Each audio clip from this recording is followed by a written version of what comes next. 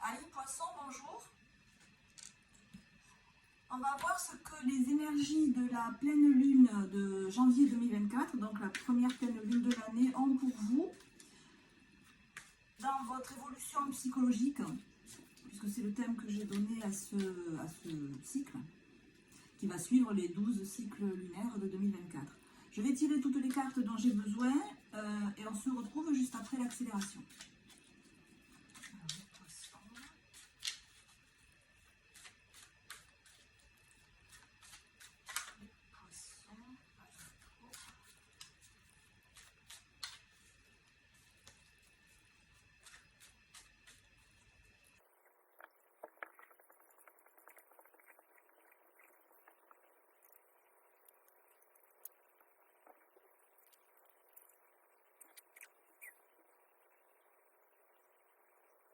Alors d'abord un petit topo sur le contexte de cette nouvelle lune, de ce nouveau cycle lunaire. En fait, le monde astronomique est un peu en ébullition parce que on a une très grosse planète lente qui est Pluton, qui va changer de signe à la fin du mois. Et Pluton se déplace extrêmement lentement dans le zodiaque. Et Pluton, c'est la planète du Scorpion, c'est la planète des renaissances et des morts symboliques ou pas. C'est la planète des grosses transformations, lourdes transformations. Ça passe pas inaperçu hein, quand Pluton passe dans la vie. On le sent bien passer. Donc c'est pour ça que tous les signes du zodiaque vont être impactés par ce changement de signe de Pluton, d'une part. Et d'autre part, on a aussi un changement des nœuds lunaires, le nœud sud et le nœud nord, l'axe va bouger aussi. Donc les deux mélangés, ça veut dire quoi? Ça veut dire que, au point de vue psychologique, on est invité à actualiser notre évolution personnelle et à mettre en avant ce qui doit être développé dans notre personnalité, dans notre ego. On doit avancer sur notre chemin de vie tout en laissant de côté ce qui nous dessert, les schémas répétitifs du passé. Il faut en prendre conscience et les laisser de côté et aller de l'avant et leur tourner le dos et aller vers ce qui nous pousse plutôt que vers ce qui nous enfonce. Donc Pluton et l'arrivée de Pluton, enfin, le changement de signe de Pluton et le changement de l'axe des nœuds lunaires, ça veut dire tout ça. Donc on comprend bien que dans ce contexte-là, la nouvelle lune de janvier, elle est particulièrement importante. Donc concrètement, pour vous, ça signifie quoi? Donc la carte maîtresse du tirage de Osho, c'est la lutte. Alors, on a cette idée que vous devez faire un certain effort, enfin un effort certain même, pour arriver à exprimer le cavalier de coupe inversé, pour arriver à exprimer votre ressenti le plus profond, pour arriver à suivre votre cœur, pour arriver à suivre les élans de votre cœur, c'est-à-dire suivre vraiment ce qui vous motive au plus profond de vous, mais vraiment au plus profond, ben, c'est pas évident dans votre cursus de vie. On me l'indique la lutte en fait. Alors cette idée de lutte, on la retrouve avec le 7 de bâton, on la retrouve évidemment avec la carte des intrigues là. Voilà, il y a vraiment cette idée que c'est pas exprimer celui ou celle que vous êtes vraiment ne coule pas de source dans votre chemin de vie.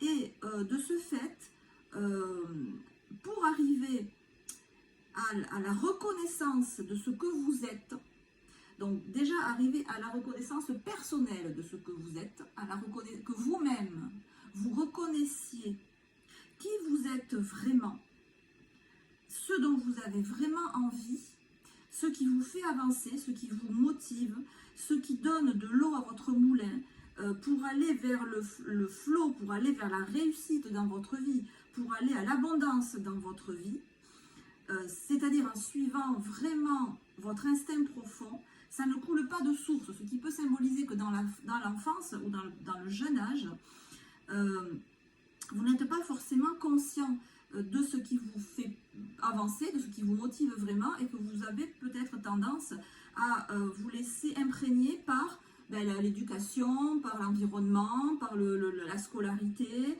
par les adultes, par toutes les autorités qui sont pseudo-autorités que vous reconnaissez en tant qu'enfant ou en tant qu'être émotionnellement immature. voilà, à vous laisser imprégner par ce que les autres aiment, ce que les autres pensent, voilà, ce que les plus grands que vous pensent, ceux qui savent mieux que vous pensent, du moins à cet âge-là. Donc, ce qui peut vous faire mettre un certain temps à vous dire, ok, en fait, bon, ça, j'ai fait ça, j'ai suivi cette voie-là, mais au fond, c'est pas ce qui me plaît vraiment, parce que je l'ai suivi, parce que, voilà, j'ai trouvé qu'un tel l'a fait, et qu'un tel, quand l'a fait, ça y a réussi, et moi, je me suis dit, je vais faire pareil. Voilà, donc la première étape, c'est ça, c'est de se rendre, de vraiment accepter, de se retourner en soi et de dire, ok, là, est-ce que vraiment je suis mon cœur?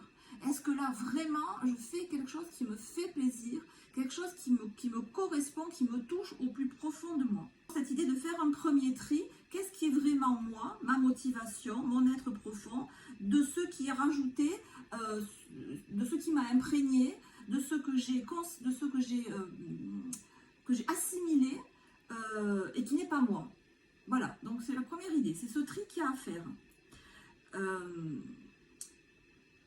Donc une clé pour trouver, en fait, c'est pas facile, hein, une clé pour trouver ce qui est vraiment moi, de ce que j'ai assimilé, c'est quand je tombe dans ce schéma de lutte, dans ce schéma d'intrigue, c'est quand j'avance dans ma vie et qu'il y a des luttes de pouvoir, que je dois vraiment mettre une carapace pour me dire, ok, là je vais, je ne sais pas si je fais tel travail, ben voilà, là je vais travailler, donc je me mets en conditionnement, je me fais un brainstorming à moi-même, pour dire, ok, là je vais au boulot, donc je dois être comme ci, comme ça, je dois faire attention à ce que je dis, je dois faire attention à qui je vais rencontrer au travail, ou dans ma vie, ou dans mes rapports relationnels. Alors je me dis, voyons, si je rencontre telle personne, si elle me dit ça, ben je vais lui dire ça en retour, parce que je ne suis pas d'accord avec elle. Donc, et c'est l'idée d'intrigue, c'est-à-dire que, voilà, quand vous rencontrez dans votre vie des moments où vous devez vraiment réfléchir et mettre en place toute une stratégie physique, comportementale, morale, voilà, comment je vais réagir dans telle circonstance parce qu'il peut y avoir anguille sous roche, c'est que vous n'êtes pas aligné avec votre chemin de vie. C'est que votre cavalier de coupe, il est à l'envers. D'accord? Vous n'êtes pas sur la voie de la facilité, j'allais dire. Vous n'êtes pas sur une voie... Alors la vie, c'est pas facile, hein, on va pas se cacher, on va pas se mettre, on va pas dire, voilà, on n'est pas dans ce mood-là, enfin moi je suis pas en tout cas. Mais il y a lutte et lutte, d'accord? Il y a des luttes nécessaires, il y a des luttes saines et il y a des luttes qui ne mènent à rien. Par exemple, les intrigues, c'est des luttes qui ne mènent à rien. C'est-à-dire qu'on va rentrer dans des tergiversations, on va devoir se mettre à contourner les coups fourrés, voilà, on va évoluer dans un milieu où beaucoup de gens parlent les uns des autres en se critiquant, en tout cas, même s'ils ne se critiquent pas, ils s'aident pas, ils s'entraident pas à aller mieux ensemble. Par exemple, si on est dans une entreprise, on n'est pas dans le cadre d'une entreprise où tout le monde se serre les coudes pour faire avancer l'entreprise. Hein. On est plutôt dans l'idée de chacun veut tirer sa part du gâteau.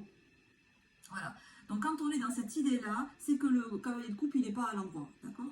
Donc, la première, voilà, ça c'est la clé en fait. Quand vous êtes dans ce genre de difficulté et que ça vous demande vraiment de vous concentrer et de faire un plan d'attaque, j'allais dire, pour attaquer la journée, voilà, là on est dans la lutte, on est dans les intrigues, on est dans un cavalier de coupe inversé. Donc le premier travail qui vous est demandé, et le détachement ici avec la carte de Vénus en Verseau, vous demande de prendre de la hauteur. Donc première étape, premier déclic, premier indice, je vis dans des circonstances qui m'obligent à beaucoup réfléchir, à beaucoup calculer comment je dois me comporter pour avancer, pour éviter les embrouilles, pour éviter les obstacles. Deuxième indice, prendre de la hauteur, le détachement. Vénus en Verseau nous dit que je dois m'éloigner pour mieux voir en profondeur. D'accord? C'est voilà. Elle nous montre une carte de paysage exotique, de voyage, je dois mettre mon côté vénusien, c'est-à-dire je dois mettre mon côté yin, je dois lui donner la possibilité de prendre de la hauteur, de s'extirper de toutes ces contingences matérielles compliquées, si ce n'est conflictuelles, dans lesquelles j'évolue. Et donc en prenant de la hauteur, en me détachant, donc ça veut dire, en prendre de la hauteur, ça peut vouloir dire partir, s'extirper de cet environnement, donc partir en voyage, partir en week-end, partir en ce que vous voulez, en randonnée, partir en ce que vous voulez, mais vous extirper de votre circonstance de vie habituelle, parce que vous y verrez mieux. Voilà.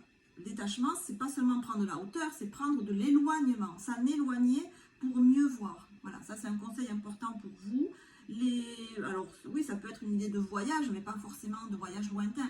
Il y a une idée quand même de sortir de votre contexte territorial habituel, d'accord, de s'extirper, de s'enlever de temps en temps de votre lieu de vie. Il y a même une idée de lieu, là, hein, de votre cadre de vie.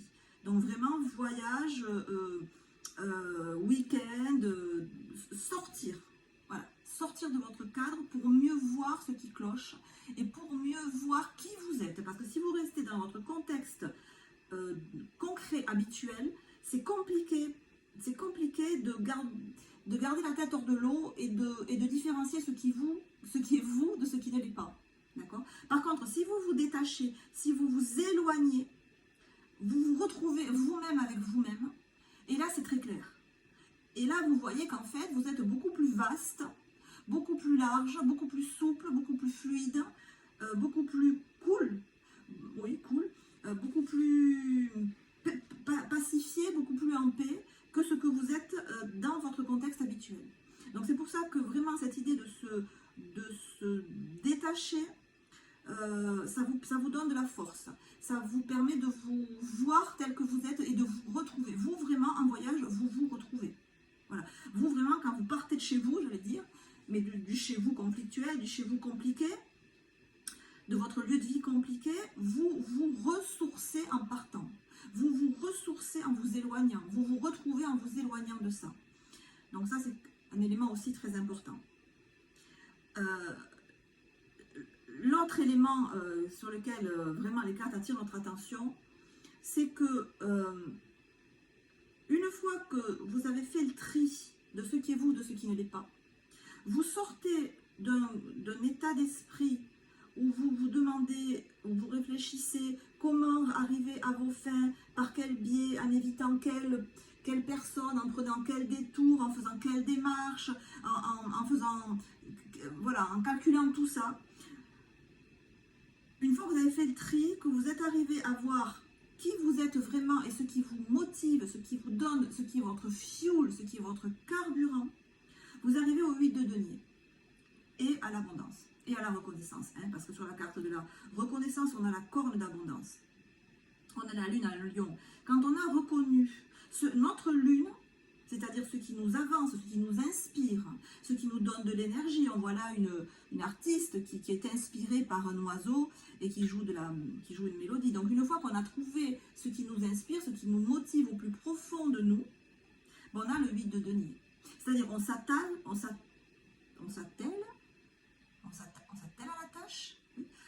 à la tâche et on est concentré. Et vous êtes capable là d'un travail extrêmement focus, extrêmement concentré, extrêmement perfectionniste. On sent qu'une fois que vous avez trouvé votre voie, vous allez vers la perfection dans ce que vous faites. Et là, il y a tout ce côté méticuleux et toute l'ardeur et l'énergie que vous mettiez dans les calculs, dans les prévisions, dans réfléchir comment je vais faire pour arriver, parce qu'il y a un tel qui me dit que, puis il y a cet obstacle-là, et puis toute cette énergie-là, elle part dans le focus sur le travail vraiment que vous êtes en train de faire. On voit cet homme qui est concentré sur un travail de précision à ciseler ses deniers. Et on sent que toute cette énergie-là, tout votre focus, on sent à quel point vous pouvez être précis, vous pouvez être méticuleux, vous pouvez être concentré, efficace, artiste dans le sens où vous allez jusqu'à fignoler, jusqu'à perfectionner, jusqu'à vraiment rentrer dans le détail, rentrer dans la minutie, vraiment la minutie de la réalisation et de la beauté de l'action que vous pouvez entreprendre. Et c'est ça en fait le travail qui vous est demandé, votre chemin de vie, et c'est là aussi que vous arrivez à avoir cette corne d'abondance. C'est là que vous trouvez l'abondance en fait. Autant le cavalier de coupe inversé, il n'a pas cette abondance. C'est compliqué, c'est dur, ça se passe pas bien, il ne gagne pas bien sa vie, il n'a pas les relations qu'il veut, c'est sec son chemin. Autant là, quand on est sur son créneau, on a cette corne d'abondance. Hein. Et en plus, c'est facile. Et en plus, voilà, on a une idée de musique, on a une idée de facilité, de beauté aussi. Donc quand vous avez intégré cette beauté en vous, tout est facile. Je vous embrasse, je vous dis à bientôt.